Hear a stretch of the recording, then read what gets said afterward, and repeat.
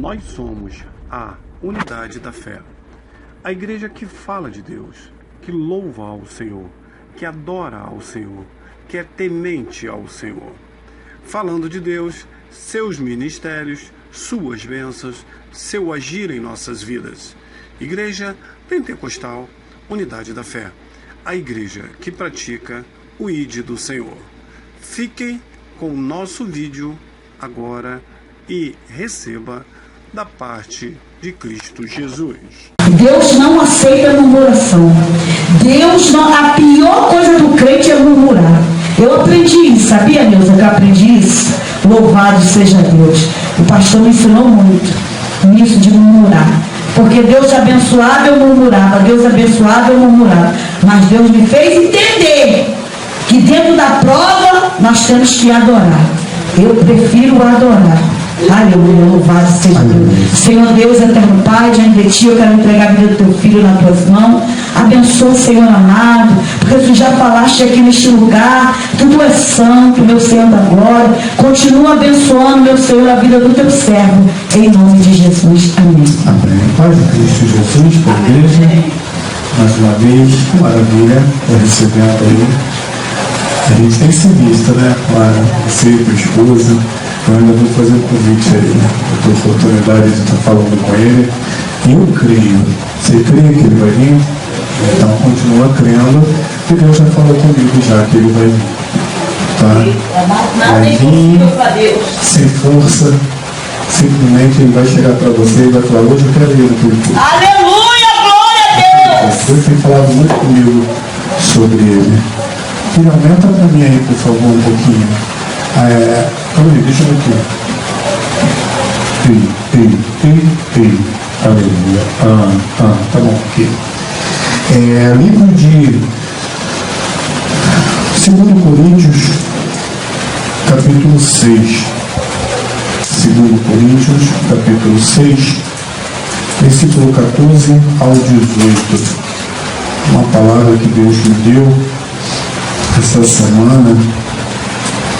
Preguei há muito tempo, de surpresa, na igreja da pastora Adriana. Nós fomos lá visitar, é uma campanha, o preletor não se fez presente, e aí ela jogou eu e a pastora para pregar. Aí eu, tudo bem, eu prego. Aí ela deu a campanha tal, 2 Coríntios 6, 14 a 18. Aí ela me deu, aí eu falei, meu Deus, e agora? Aí fui, dei uma pinceladazinha lá durante o culto e Deus trabalhou. Amém?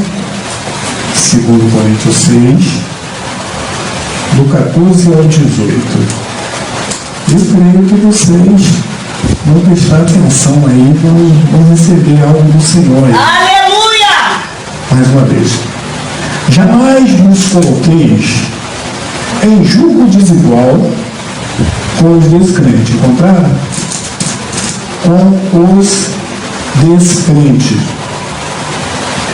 Pois o que há de comum entre a justiça e a injustiça? O que comunhão pode ter a luz com as trevas? Que harmonia entre Cristo e Belial? Que parceria pode se estabelecer entre o crente e o incrédulo? 16. E que acordo pode existir entre o templo de Deus e os ídolos? Porquanto somos santuários de Deus vivo. Como declarou o próprio Senhor: habitarei neles e entre eles caminharei, serei o seu Deus e eles serão o meu povo. 17. Portanto, sai no meio deles e separai-os, diz o Senhor. E não toqueis em nada que sejais impuro, e eu vos receberei. 18 e último. Serei para vós, Pai, e sereis para mim filhos e filhas, diz o Senhor Todo-Poderoso. Podem se acalmar. Oh, glória a Deus! Aleluia! Esse texto nos diz de julgo desigual. Dá um pouquinho de água para mim, por favor. Vou pegar.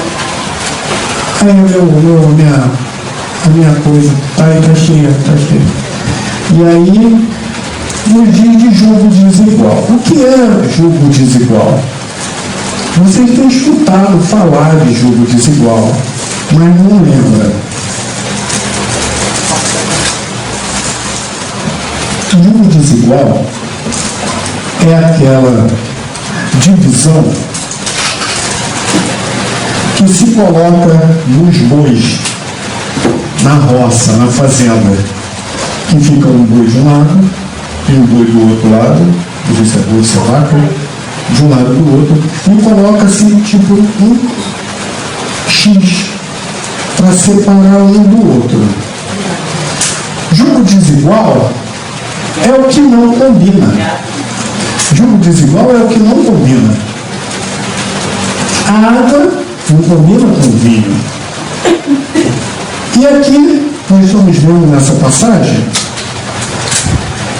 que é uma passagem que tem atraído muita atenção e discussão entre os teólogos e pastores, e até os leigos. Paulo nos diz aqui na carta aos Coríntios, ele aborda o tema da separação dos descrentes e o chamado à santidade, para compreender plenamente o significado. Nós devemos nos aprofundar no contexto da carta. Ou seja, vocês viram lá onde nós lemos? Aí dá para ter um entendimento. Que diz aqui, no 14, jamais vos coloqueis em jugo desigual com os descrentes. Crente pode andar com descrente? Não. O crente andando com descrente, ele tem que fazer a obra. Se o crente andar com descrente, dependendo de onde ele estiver andando com descrente, ele vai largar Cristo Jesus e vai voltar para o mundo. Isso a palavra que nos diz. Aí ele pergunta, que harmonia entre Cristo e Belial, que parceria pode se estabelecer entre crente e incrédulo? Que amizade eu posso ter com uma pessoa que não acredita em Jesus, em Cristo Jesus? Que amizade eu vou ter? Eu, pastor, tendo uma amizade com uma pessoa que não acredita, que assunto eu vou ter com ele? Eu vou falar de Cristo Jesus e ele vai falar para mim que não acredita. Então a gente vai ficar brigando. Eu não vou ter uma amizade com ele, porque eu sirvo ao Deus vivo, e para ele esse Deus vivo não existe. Esses versículos vêm me mostrar isso. Que harmonia eu posso ter com ele?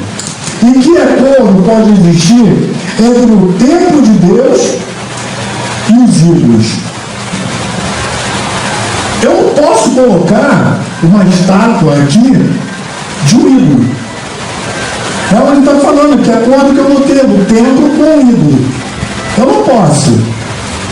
Se eu colocar um templo aqui, uma estátua no templo, eu vou estar servindo dois deuses. E ninguém pode servir a dois deuses. Até porque não existe dois deuses. Só existe um Deus. Aleluia. Que vive e reina para todo sempre. Aleluia, Jesus. Que deu a vida por mim e por vocês. Que derramou o sangue do Filho dele, primeiro Filho dele, no madeiro, por mim e por você. Mesmo sem saber, mesmo sem nos conhecer, mas ele sabia que o propósito dele foi aquele. Ele podia se salvar? Podia. Ele podia lá naquela hora, lá na cruz, ele sair? Podia. Mas ele preferiu sofrer. Grande é o amor dele por mim e por você. Então a gente não pode misturar as coisas. A gente não pode servir a dois deuses. Nós não podemos ser morno. Nós temos que ser quente ou frio. Não podemos ser morno, porque sendo morno, nós vamos estar na janela. E se você estiver na janela, você não está nem dentro do templo e nem está no mundo. Você está no meio, servindo a dois. E não podemos servir. Não ficamos servindo a dois.